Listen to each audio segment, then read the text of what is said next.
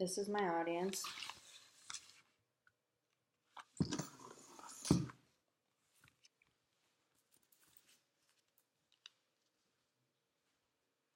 Physician-assisted suicide is not one of the most talked about topics today.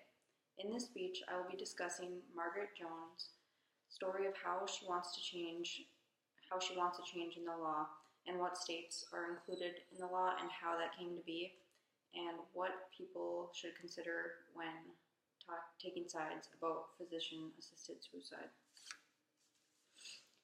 According to health research funding in the U.S., Oregon, Washington, and Montana have legalized the practice of physician-assisted death. In 2013, Vermont declared suicide with prescribed medication was a legal medical treatment.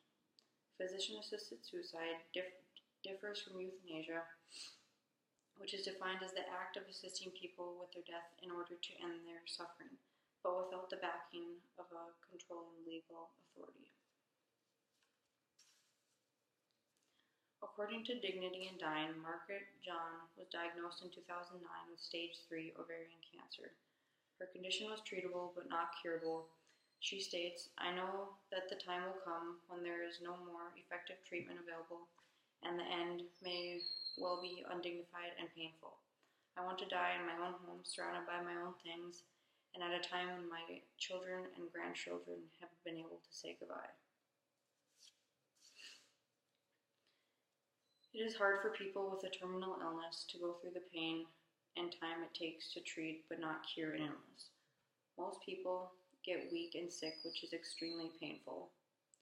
According to CNN, physician-assisted death is only legal in 5 U.S. states.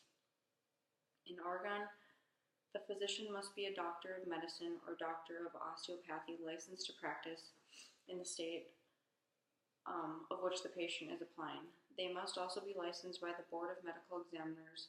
They must also be willing to participate in the act.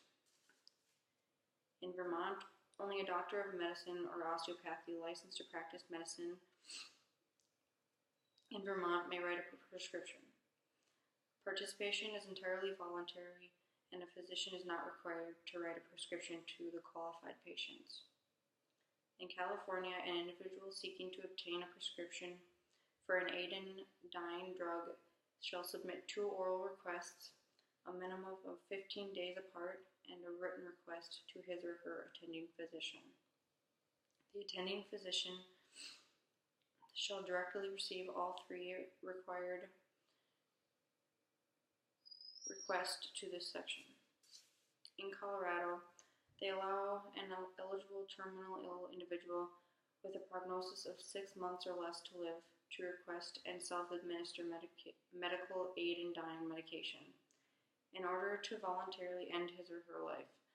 Authorize a physician to prescribe medical aid in dying medication to a terminally ill individual under certain conditions, and creates criminal penalties for tampering with person's request for medical aid in dying medications or unknowingly coercing a person with a terminal illness to request the medication.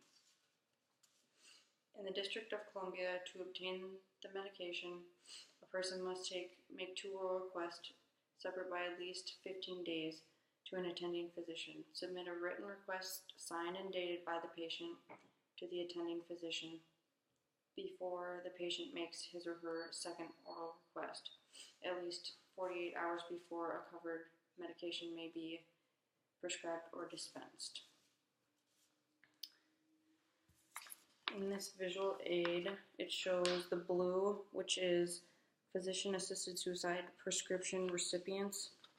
So those are the people who received the medication, and the gray is the people who actually took the medication.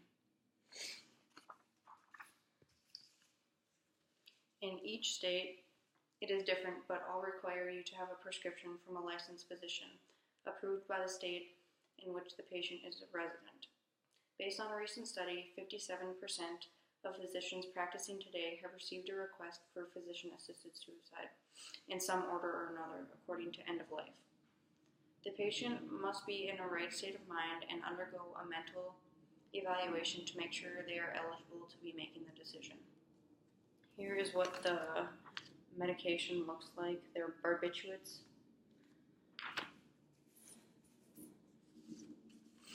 Everyone has different thoughts about why physician-assisted suicide should be illegal or legal, but hopefully this speech helped with notifying you about why this should be legal. And this is my eye.